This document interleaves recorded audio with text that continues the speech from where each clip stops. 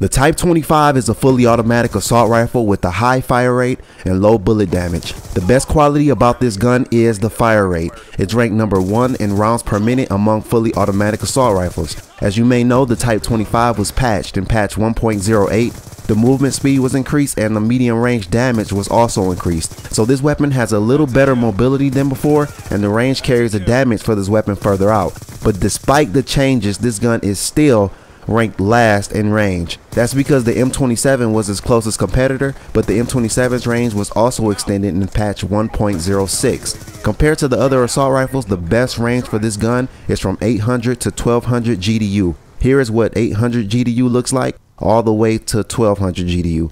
Here's another shot of 800 GDU on raid. This is actually the perfect range for this weapon. Statistically, the Type 25 kills faster than all of the SMGs at this range and most of the other assault rifles. Any closer and you'll begin losing to the high power SMGs, and any further and you will lose to the long range assault rifles.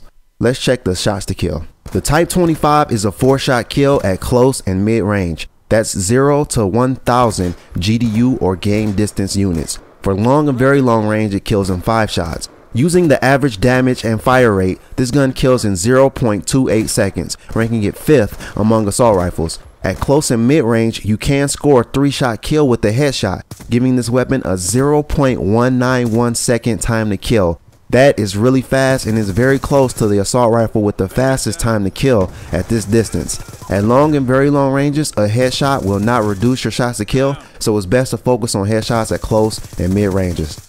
I think we have what we need to build the class.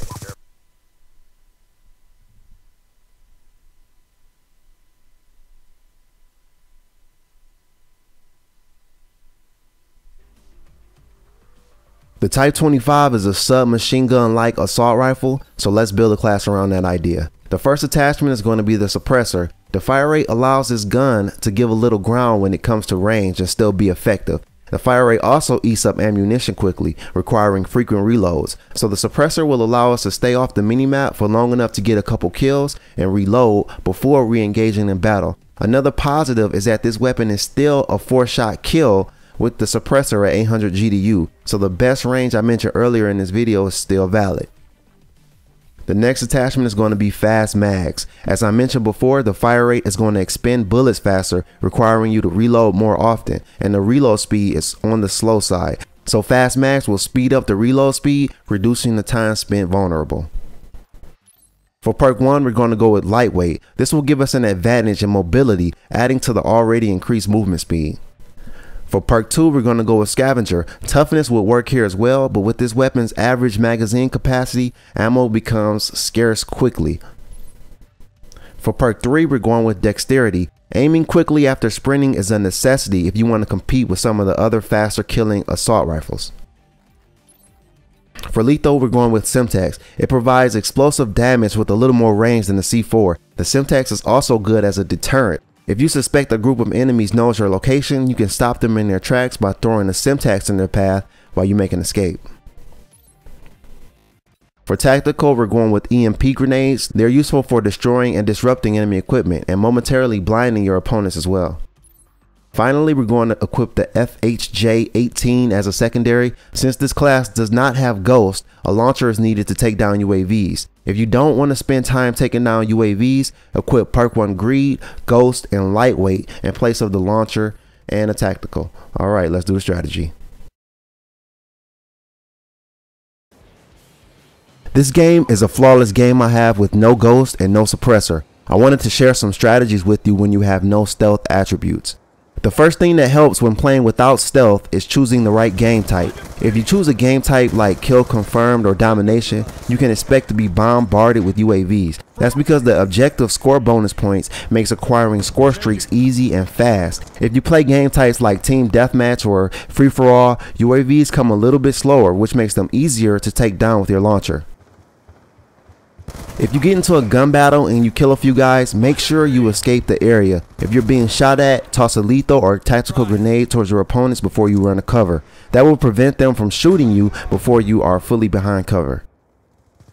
Another thing you want to do is avoid running into a doorway or a small room where one of your teammates died. You'll know if your teammate died because you'll see a white skull where they were killed. I will recommend you flank around or throw a grenade into the room to check for enemies.